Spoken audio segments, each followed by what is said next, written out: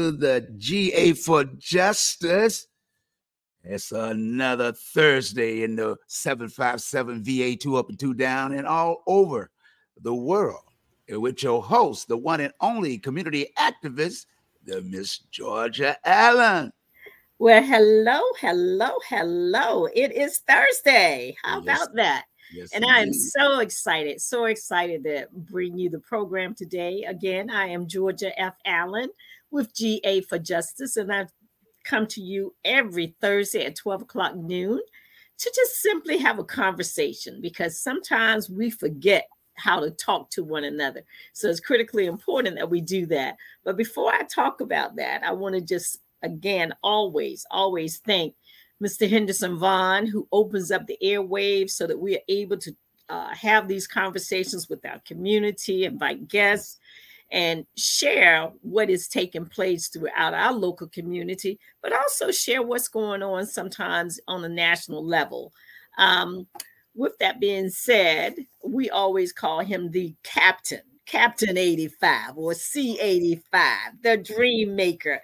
And he's the one that just makes sure that throughout our community, there's always a place where we can have a voice, where we can talk about issues, we can talk about concerns, we can address what's taking place here. Of course, I'm here in Virginia Beach, Virginia. Some of you guys are around the country, but it's critically important that we're able to do that. So with that being said, as always, I always like to say, we like to have a conversation for information, a conversation for correction when necessary, and a conversation for transformation.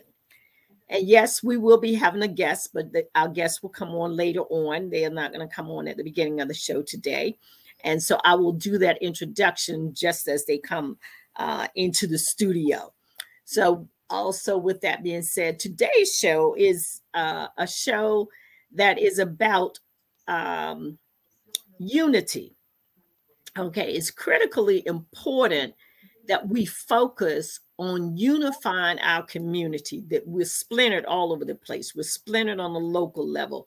We are splintered on a national level. We are splintered in our families. We're splintered all over the place.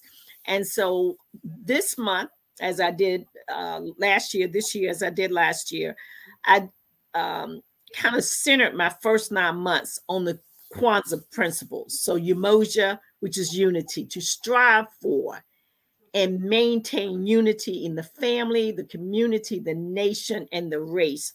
And this is very, very important because we're in a situation where everybody wants to be the chief, and everyone wants to be front and center on different issues, and they want to be the one that their face is to the public all the time.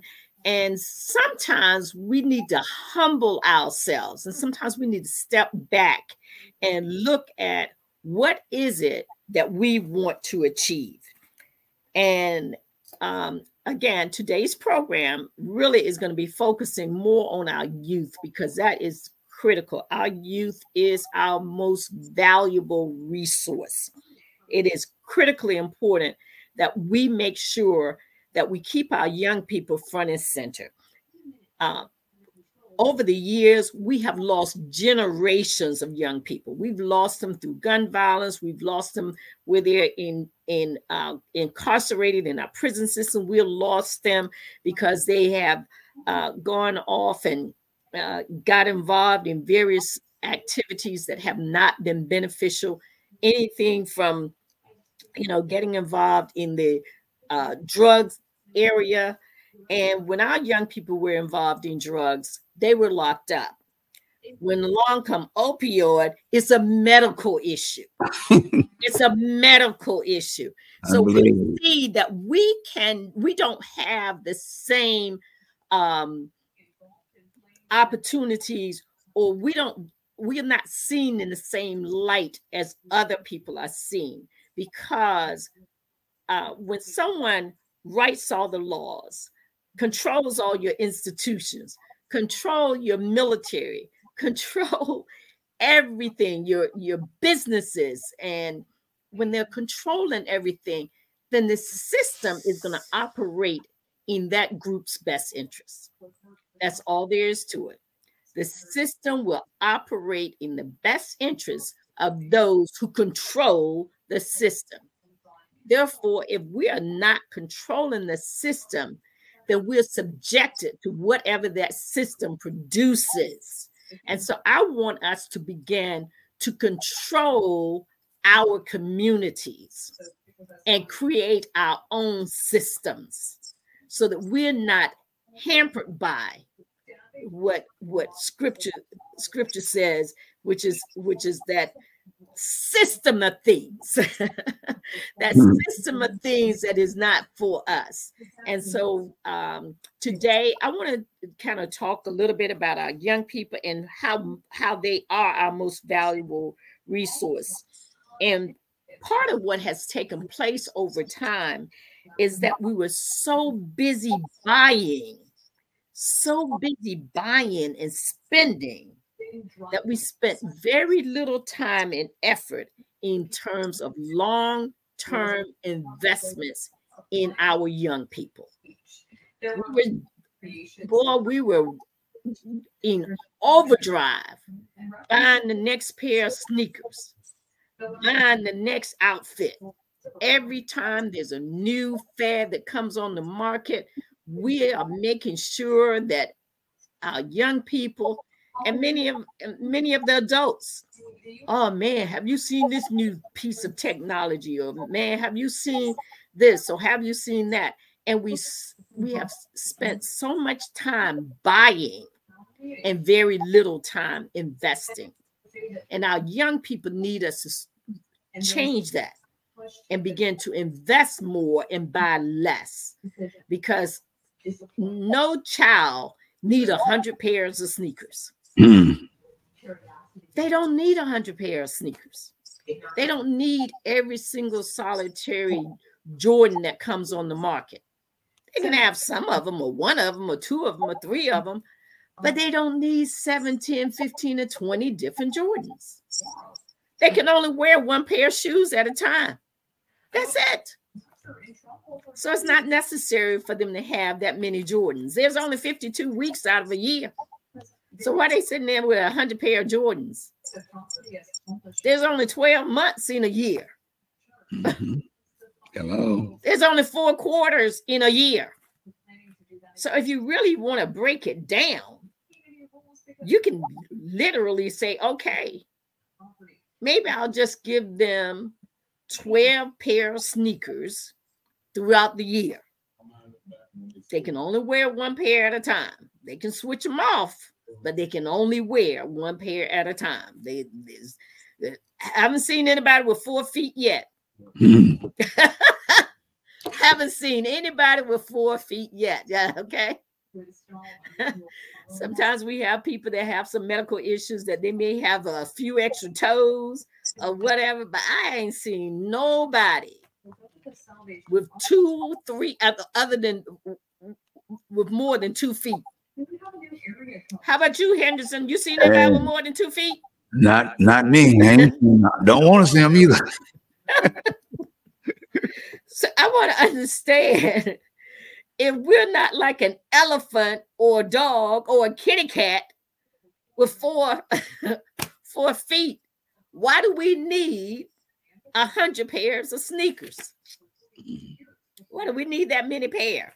And we got to get the Adidas, and we have to get the Jordans, and we have to get the Nikes, and we have to get all of these different pairs of sneakers. We got to make sure that we have some Steph, and we got to make sure that we have some LeBron, and we have to make sure that we have all of these different people's sneakers.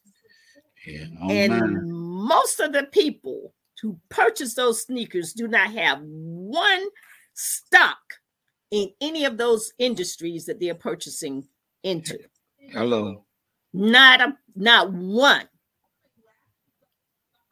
Not one stock.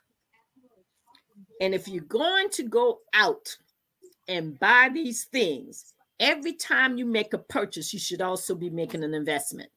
Yeah. So buy stock in that same company that you're buying the sneakers from. So that as you're buying your sneakers, you're also investing in your own business and earning money from that investment. So that gives you investment value. It also helps your children as well. So this is critically important. Our youth is so important. And if we're doing what we need to do, we can unify our community and make us that much stronger. But if we don't, we're going to continue to get weaker and weaker and weaker. And that is detrimental to our children. That is detrimental to those who are coming behind us. It is not helpful, it's harmful to them. So I'm suggesting today that we turn this train around. I'm suggesting today that we change the tracks that we're on, because the track we're on right now, we headed in the wrong direction, and we're headed to the wrong destination. So let's change our direction and change the destination of where we want to go. Because if we don't, then our children are going to be the losers in all of this. Our children are going to be the loser. And I know if our forefathers with a lot less education could do all the things that they were able to do when they were told that they could not read or write, they weren't allowed. Laws were on the books to prevent them from reading and writing. And they were interested enough in their well-being and in the well-being of themselves, their family, their community, that if they had to sneak to learn, they did that. Now we have a lot of this available to our young people, and they don't want to learn. And I understand their frustration. Being in an institution that doesn't genuinely care about you, could care less whether you're successful or not. They frustrate you with their attitudes. They frustrate you with trying to make you learn this rote learning when that is not the way that you are able to learn successfully. I mean, I was listening to Clarence Khalil the other morning, and he was sharing how even though the school system always want to try to put our young people in the programs that are, you know, the negative programs. He said, what we did is we took them down and had them to take the tests to go in the military. He said many of those young people scored in the top percentile.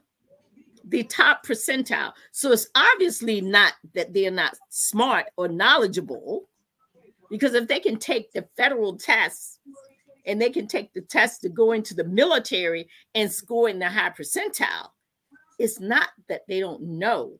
It is how they are being taught. Because obviously they are retaining enough information that they can sit down and be able to be successful in taking these various tests. So when they continue to put our children in these classes that or these schools, such as they gave it a nice name, they call it the Renaissance Center, but we all know that that is not the Gifted Center. Okay. We know that that is not the intent of that center. That is intent for children with behavioral problems or what have you. And so we have an obligation as mom, dad, grandparents, great-grandparents, aunts, and uncles to help turn this system of things around. We have that obligation to do that. It is not up to the educators to do that. They can do some of it, but at the end of the day, it is our job to champion and advocate for our own children. That's our job. Because if we don't do it, we can't expect somebody to do that for us. And even though public school, we're paying into the tax system and we should get a great education or whatever. And I hear you. I hear you. Okay. I hear you. But if you want to have a strong and a better outcome, you need to be united. You need to follow the principles of Kwanzaa, Umoja, to strive for and maintain unity in the family, in the community, in the nation, and in the race. It's up to us. It's up to us to make sure that we do that, because if we don't, we're going to continue to lose generation after generation after generation. And we're not just losing young people. We just lost a head of a college, suicide, a woman, because she was being bullied in her university.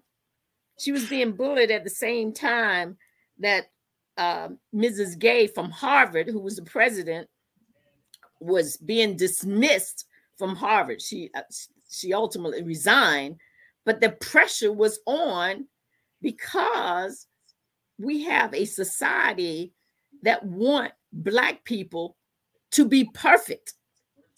Everybody else can be whatever. Right. But if they feel, if these institutions that are set and designed feel like we have not done everything perfectly, they will hammer and use media, both social media as well as our news broadcasts, and the news media will go along with that. Hello? They go along with that, and they promote that. You know, she was trying to explain to the Congress about, you know, how the students should feel about the Jewish community. And everything that came out of her mouth, they automatically assumed that she was anti. No, she's saying that people have an opportunity to speak. And we don't have to necessarily like everything they say or how they say everything, but we may not want to stifle conversation. Okay. And so we have to be very, very careful when it comes to our young people as we're educating them and developing them and advocating for them, because when Miss Gay was being attacked, this other lady in another university was also being attacked. Miss Gay ended up resigning. The other lady took her life. So here we are with a bright, well-educated, almost superstar. But the tragedy is the power of these forces that continue to press and bang at us day in and day out places people in a position where they feel that they have no other options. And that's not a good place to be in. Yeah. That is not a good place to be in. And we should be embarrassed that we have this person that felt that she had no other options. We should be ashamed of ourselves, because our community should have been there for her. It should have been so united, so strong, that she should have been able to go anywhere to one of our local faith-based places. Somewhere this lady should have been able to go without having to take her life. And we hear over and over again, our young people are doing the very same thing. Yeah. They're taking their lives at very young ages. And this is not helpful, because see, that's the knowledge that we don't ever get to mature and build upon that. That's that knowledge of this young person who could maybe discover the cure for some of these diseases, they don't ever get to that point where they can take advantage of that because of how they are being treated in their school system, or how they are being treated at home, or how they are being treated in their neighborhood, or what have you. And so we have to continue to come together in unity. We have to continue to maintain a strong community, because if we don't, we're going to all lose, all of us, every last one of us. So again, a little bit about the NAACP and the various programs that the NAACP offers as we're waiting for our guests to come. Okay. The NAACP, of course, has been in existence since 1909, and it was structured as a leadership organization where we would develop leaders, and we began at very, very young age. Everybody from our community can become a member of the NAACP from birth to death. When they're born, they can be a member of the Junior Youth Council. Anybody under 13 years old to 0 year, they can be a member of the Junior Youth Council, and getting that development and getting that information and hearing about civil rights. But also we are there to listen to them about their ideas, their concerns, what they would like to see take place. Okay, so the Youth Council is a leadership organization where we're looking for our young people to provide them with a place of refuge, a place to develop their skills, a place where they can do public speaking, a place where they can ask questions, a place where they can have a listening ear. So those are our youth under 13. Then we have youth councils from 13 to 18. Same with our high school youth councils. We can also have youth councils in our high schools from age 13 until 18. And then after that, we have our college chapters. Now, persons choose not to go off to college and become a member of the college chapter. They can become a member of the young adult chapter until they're 25 years old, because we consider our young people youth until age 25 in the NAACP. And then at that point in time, they can join the branch, the adult branch. Now, many can join sooner if they feel like the young adult branch is not what they want to do. They can join the adult branch of their local community, and we generally have an NAACP branch in every city. And if they're not able to have a branch in a particular city, they tend to combine with the next city. Okay, looks like our guest is arriving. Not yet. Not yet. Okay. So, but anyway, with the NAACP, the objective is develop youth leaders to become the next generation of adult leaders, to become that group of people who may run for political office, who may own certain types of businesses, who may run various corporations. So we want our young people everywhere. But in order for them to be everywhere, we have some work that we have to do. We can't expect them to snap their fingers and be in all of these places unless we're giving them the tools and working along with them so that we can help them to develop their skill sets, to connect them with persons who can assist them.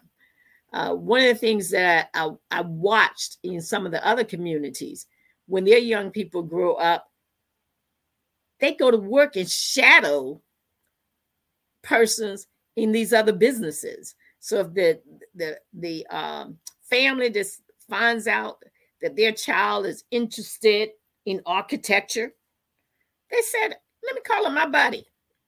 Hey, You own an architect firm? I got a son. Can he come and shadow you? Now, one of the things about these young people, they're not looking to get paid. They're looking to gain knowledge. So they're more than willing to be a volunteer in those organizations, in those businesses, so that they can gain the knowledge that they need so they can turn around and open up their own architect firm.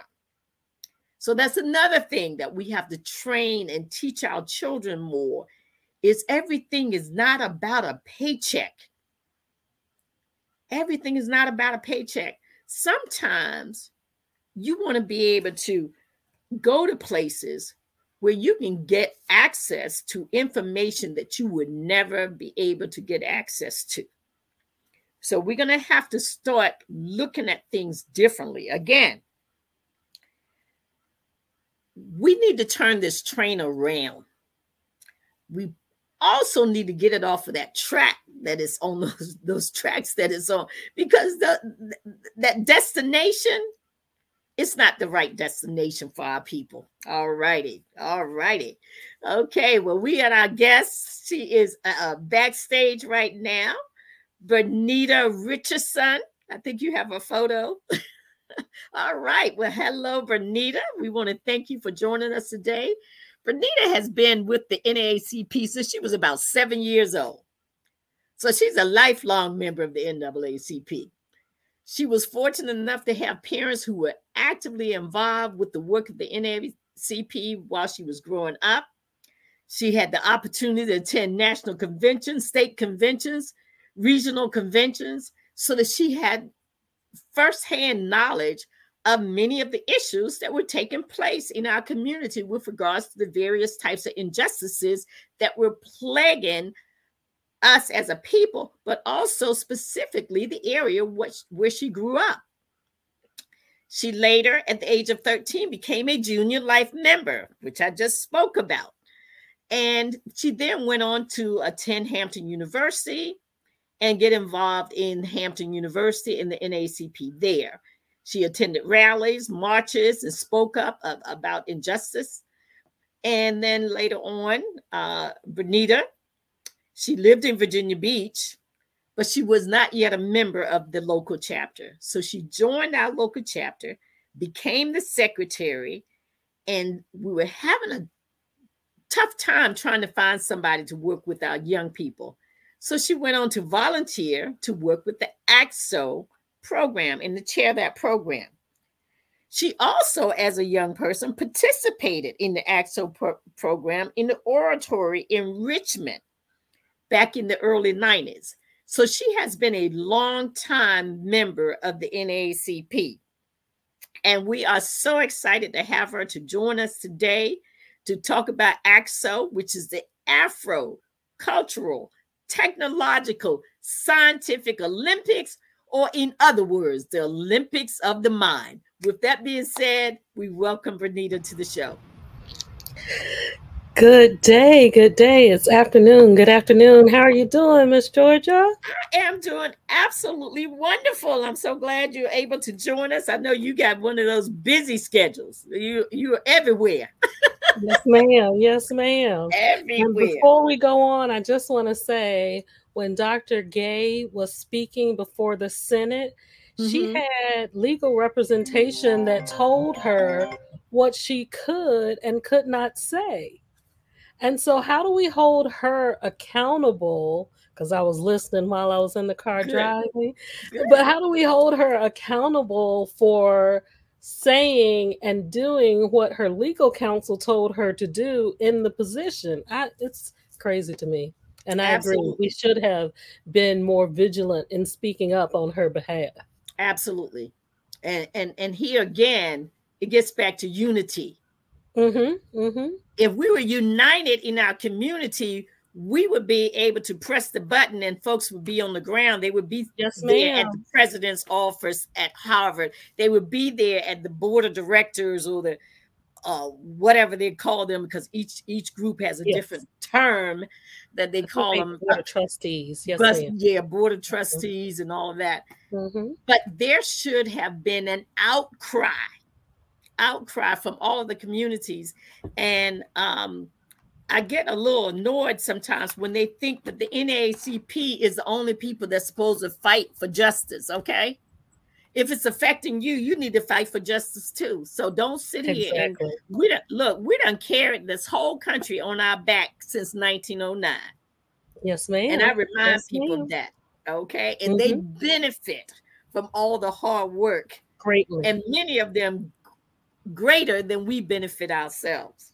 Yes, so with that being said, you don't want me to get off on a tangent because that really annoys me when people are always asking us, well, I need to talk to you about this and I need to talk to you about that. Well, what you doing?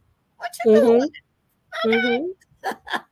Tell me what you've done with this program before you're bringing it up to me. What actions have you taken? Absolutely. I think often we sit around and we wait for others to be the actors or the activists when it's affecting us. We all have to step in and be that voice that will fight for change or even say that change needs to occur. Absolutely. Well, since you are here and we're going to talk a little bit about ACT-SO, tell us a little bit about what is going on in Virginia Beach. I think you may have gone to some training, so I'm sure you're excited because I know every time I go to training, I'm like excited. I am so excited. I'm exuberant. I think I need a bigger word than just excited. I had the opportunity to see some of the students who have already joined the Virginia Beach ACT-SO committee present their pieces. So there was one who had written a short story. It's phenomenal. One who is doing a soliloquy. He's doing a speech on family dynamics. And it's so wonderful to see youth using their passions and their hearts and desires, to make the change that we talked about. And some of them just need a voice. Our family structures are very varied. And so they're extremely talented people who sometimes don't necessarily come from families who push them forward like I did. And so I want to be, the one who helps each and every one reach their potential. I think it's our job to step in and be that for others. So I am super excited. I am so pleased with the pieces that I got to see, and there's some that I didn't. Because I work in the sciences, I am looking forward to working with those who may be a part of the biology or microbiology part of ACT-SO, but it's a vast program. And I just get excited about youth being able to use their voice in any situation, because so often in public spaces, their voices are taken from them, and not just as youth, but as adults. Absolutely. African Americans' voices are stolen, claimed as their own, or disvalidated. Yes. You got me started already, Miss Georgia. Yes. Yes. And that is so important. And share with the audience a little bit about the different areas that the students can go in. I'm not talking about the detail area, but the main topic area that our students can be a part of. And then inside of the main topics, there are individual areas that they can be a part of as well. So our main topics are going to be our STEM, our performing arts, humanities, the visual arts, business, and now culinary. All right. So, and we're looking for young entrepreneurs. If I hear you correctly, did I hear you correctly? Yes, we are. We are looking for young entrepreneurs, young dreamers, young visionaries. Yes, we are. Creatives. We're looking for the young creatives. And we want to cultivate and help them build that into whatever it is they want to. And the reason why I focus on entrepreneurship first is because we have heard for years, go to school, work hard, get a good job, And there is nothing wrong with going to work. Okay. Absolutely Mm-hmm. nothing. But what they did not say is don't use that job as your only source of income. But in fact, broaden that knowledge, use that job so that you now have money to invest in yourself, whether that be a business, whether that be in the stock market, whether that be into one of the various money market systems that they have out there. But you want to use that job for more than just a paycheck. Am I correct? Absolutely. Oh, and see, this is what I was talking about when I say family support. So, Miss Georgia, I hadn't had the opportunity to share with you, but my grandfather was a farmer and then opened a sausage company in North Carolina. And when I was 16, I got the I'm going to say opportunity. It was fun. Right. But I worked for him the summer of my 16th year. Mm-hmm. And I learned a lot about business and how it was run and all the things that have to go into it. And I also learned about that public face that you put on when you're out there. So I got to see that entrepreneur. My grandmother, my mom's mother, also had a Boone's Market, a grocery store in her town. So I got to see her own her business and work after she worked for Unified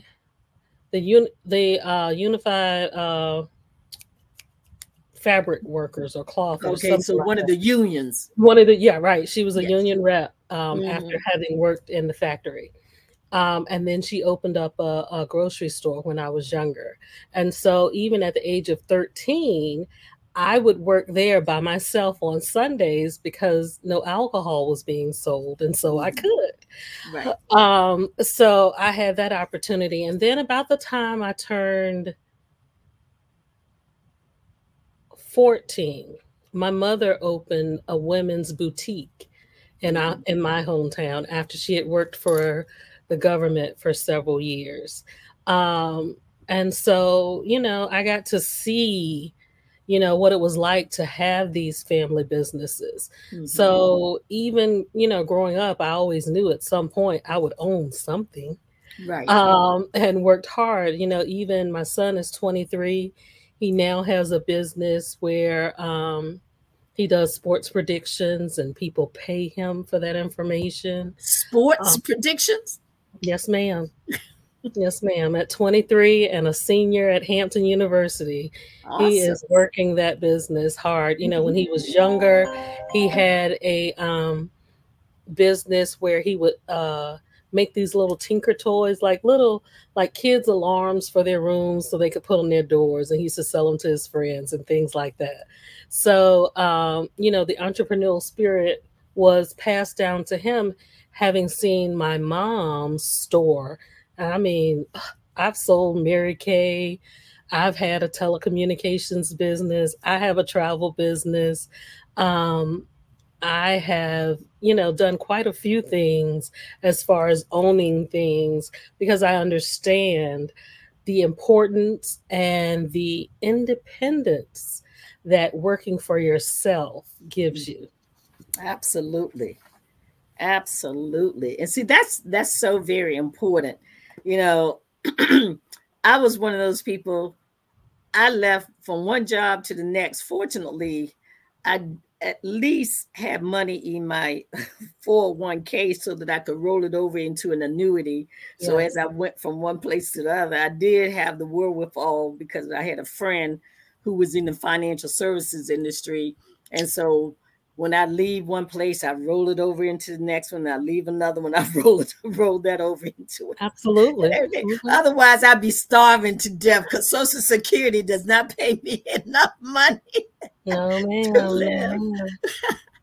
And I didn't realize when my mom closed her store as the recession came in about 2008.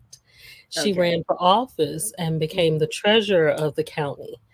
And it was so interesting as I'm helping her fill out paperwork. Okay, really, I was just being nosy because she's always been one, hey, come sit, look at me, watch me do this. So Right.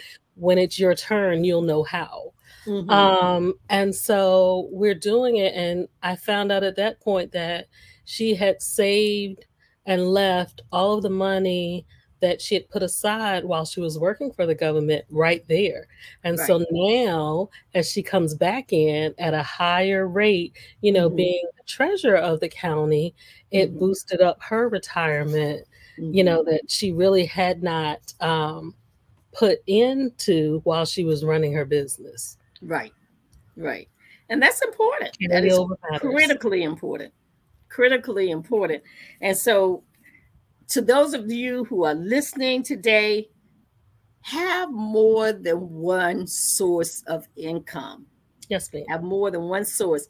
Teach our children to have more than one source of income, because that is going to be so important as you hear politicians talk about whether or not we should continue with Social Security. And if we do, how much that should be, and should we pay this, and should they have access to medical care, and should they have access to, all of these various things, even though the people have paid into it, the politicians are trying to figure out, well, I don't want to cut rich people money, but I have no problem cutting hardworking American citizens money. So that's important. It is. That's important, folks. Extremely. So anyway, you heard her say that ACT-SO has STEM, it has performing arts, it has humanities, it also has the visual arts, business, and culinary. So it has a broad spectrum. So if your children are interested in any of these areas, or if they're interested in joining the NAACP, they join under the Youth Council and they can participate in the ACT-SO program. And we like to make sure that we are one together. So the youth, whether they're in ACT-SO or whether they're in the Youth Council, they are sisters and brothers. Just like we're talking about maintain unity, we want to maintain unity with our young people as well, because if we have one group thinking that they're better than the other, then now we got another a problem that we've created. So I'm going to pause here for a moment. Before you pause, Ms. Georgia, that was one of the main things at this last national convention. And it was great to see the youth sitting in the sessions where the amendments were happening, because in the past, we weren't allowed to do, well, when I was younger, which was just a few years ago, we weren't allowed to sit in those sessions. So they are making it a point to make sure that the youth is involved and that they have their voice. So even when we had our regional meeting, and the youth met just before us, they were invited to come back and sit with us to learn how we do things and make sure that they run the youth portion correctly, but also to find out how the things we were doing could be used to benefit and help them. Exactly. And see, that is so very important. See, that's why I talk about, and you hear me all the time, if we are a leadership organization, we have a responsibility to develop youth leaders. It's our responsibility. So I'm going to pause a quick moment because we got an exciting event that's coming up. It is called the Virginia Beach Branch NAACP Annual Emancipation Proclamation Jubilee Day Commemoration Event. It is going to be held on Sunday, January the 28th, 2024 at New Light Full Gospel Baptist Church, located at 5549 Indian River Road in the city of Virginia Beach. And the theme this year is Keep Your Eyes on the Prize. And our prize is our young people. And that is the focus this year. We have two excellent keynote speakers in Dr. Veronica Coleman, who's with New Jerusalem Ministries, and then Reverend Vanessa Copeland, who is with Mount Zion AME Church. So we want you to come out, join us. As you can see, it's an event that is open. It is a church event. So you can wear your fancy hat if you want, but please don't be so fancy that people can't see around your hat. Well, you said fancy. But anyway, we look forward to seeing you. I think you will enjoy the event. I'm looking forward to the two guest speakers because I know both of them, and they're both excellent speakers. So with that being said, I'm going to turn it back over to you to talk a little bit about ACT-SO and some of the programs and what is getting you excited. I know you said that the performing arts, the vocals, and everything. So let's talk a little bit about some of the STEM programs, because a lot of times people don't realize how many pieces are part of STEM. You know, they think of math and science, but they don't think about some of the other things. Like architecture. Yes. That was a surprise to me. Mm-hmm. And so I know that there is a student in our area who is interested in the architecture, and we have found, so what ACT-SO does is we find mentors for them within the direction they want to go. And they get to sit with them and glean knowledge from them at an early age, mm-hmm. To help them go and grow for the future. So we have 2 architectural firms that have agreed to mentor the young woman who is interested in architecture, biology, microbiology, mm-hmm. Chemistry and biochemistry, the earth sciences and space sciences. Are also avenues, of course, computer science, and as we all know, now the word slips my mind, but cybersecurity. Cyber, yes, that's a big push right now, because all of these people have found all of these ways. As I just got a scam text from a pretend bank earlier today, and I was like, this doesn't even look right. So I called my bank, and of course it was a scam, but they're just waiting on someone to just clickbait, right, and fall into it. But as well as engineering, mathematics, medicine and science, physics, and sustainable design, where the teams will take their knowledge of sustainable and equitable neighborhood planning with architectural design, and even create mock proposals for real developmental projects. So, that's major. Those are the things that, colleges are looking for, as far as offering scholarships and that thing. So I'm just so excited. Can I just say that is exciting. And and the wonderful thing is, now that we have so much technology, we can blend and go online and find places that we can find, small groups, larger groups that are doing some of the same things, and that our children can tie into that. Yes, and everything. So that's the thing that's so exciting for me, because planning, whether it's neighborhood planning, every city needs somebody in the planning department, every single solitary city, because they're planning for neighborhood growth. They're planning for some type of development of some sort, whether they're developing and placing buildings that are used for companies, or whether they're used for hotel, or whether they're used for shopping. Yes. All of that is nothing more than development. All of that is nothing more than planning. And the roads. I sat in on a discussion recently about the construction for the roads. And of course, I feel like all my life they've been working on this tunnel um, coming from Hampton to the south side, from the peninsula to the south side, you know, and how long, you know, those projects take. And what the discussion was basically saying is by the time they complete the construction, the traffic pattern will overwhelm that. Right. And the relief that we were looking for 10 years ago when they started won't happen, because at that point they'll need to start planning for the next few years. So Absolutely. It was interesting. And one of the things I think our young people may be able to help solve this problem is we are tied to our vehicles. And I'm imagining, I'm a visionary, so I'm imagining,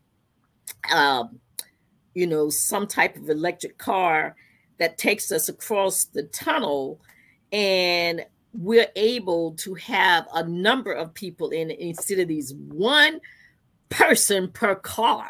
That's our problem. Everything that we do is almost 90% one person per vehicle.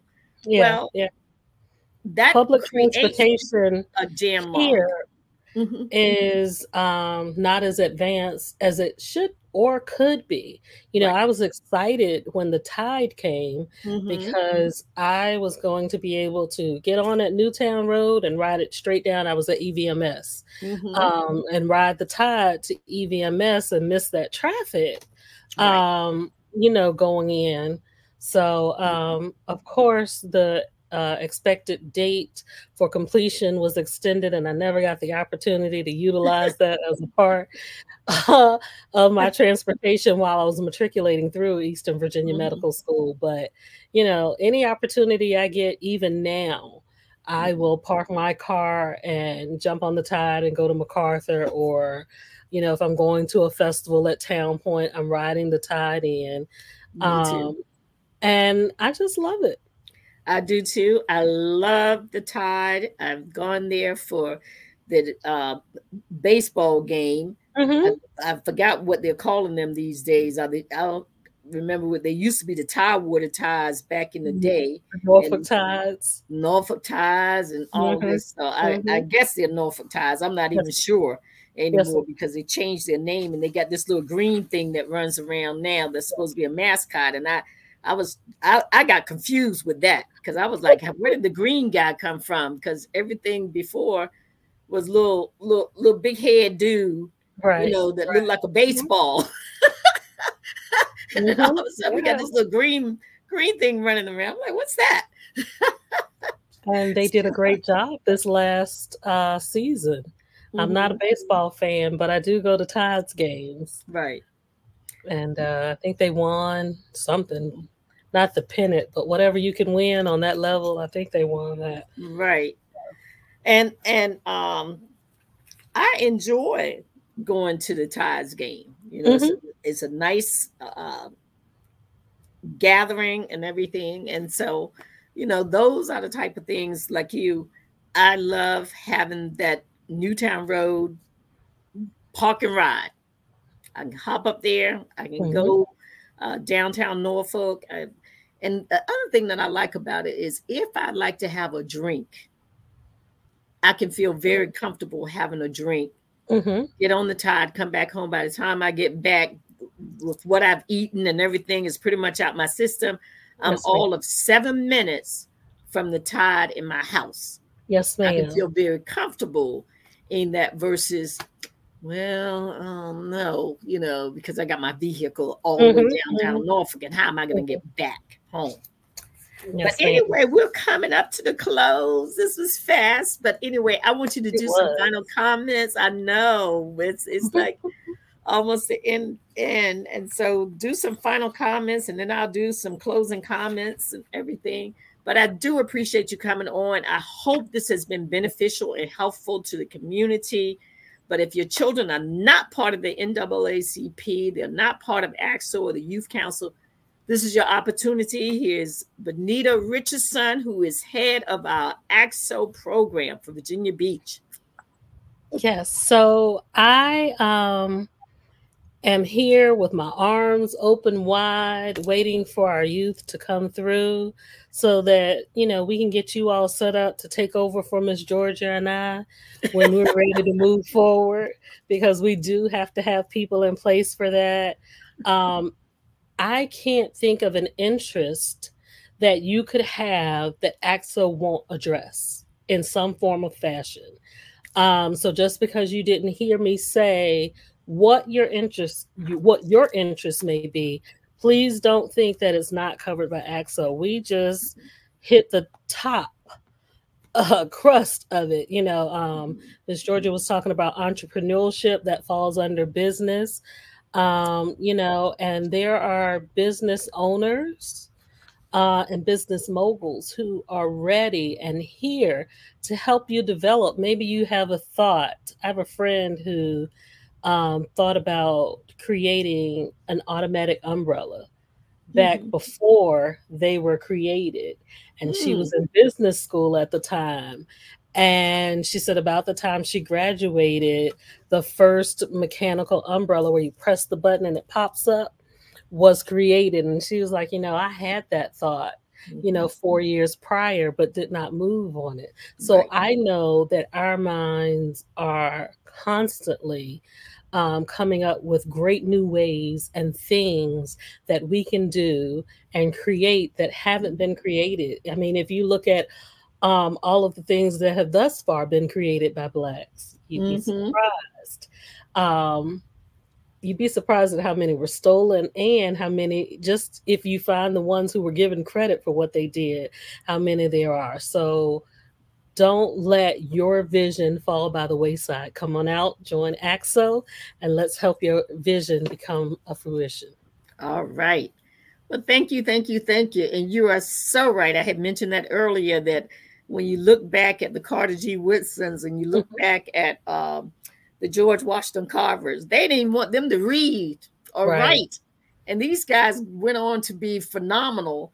And if you think about all the Black people, even down to the rodeos, and even down to the horse racing. Yes. The jockeys were all Black until they decided that they're going to be getting paid a substantial amount of money. Well, no, we can't have them be jockeys anymore. Right. Even though they were training the horses, they were the best there was. And so we have always been the best. So I get a little, a little annoyed when these people keep thinking that affirmative action is giving us an opportunity. No, it's giving you an opportunity because you never met the grade. They just shovel you on through. You never had to compete with anybody. Okay. If you had to compete, even our people who couldn't read or write could outperform you. Because that's how smart we were. So anyway, I'm going to be nice. I'm getting ready to close out the show. Thank you so much for joining us today. Again, I'm Georgia Allen. I'm GA for Just Is every single week at 12 noon. We do try to have an interesting guest on that can kind of share some things with the community. I want to thank Juanita. She popped up while we were talking. I saw that. So Juanita, thank you for listening in, and please send this out far and wide. And I'm looking for Henderson to get ready to come back on the screen shortly. And we're going to do this again next week and the week after that. So if you know someone who can share with us things that will be contributing to the well-being of the community, things that will help us to unify, things that will help us as we go through these various Kwanzaa principles, by all means, share with others, because I'm going to do for the first 9 months, all month long, is unity, Umoja, all month long. I love it. All right. With some of these closing words, as one a great professor that told me, how many times have you ever known a white person to be called a boy? The original cowboys are Black. So, but they ain't gonna let you know that. It's in a book. But thank you so much. It's the end of the GA for Justice Thursday show. community activist and her guests. Don't forget to tune in. Share this with other people on your Facebook, Instagram, Twitter, Periscope, all the social outlets. Until next Thursday at 12 to 1, you've been watching GA for Justice with your community activist, Miss Georgia Allen. Until next Thursday. Bye-bye. All right. Bye. Bye-bye. Thank you for having me. You're welcome.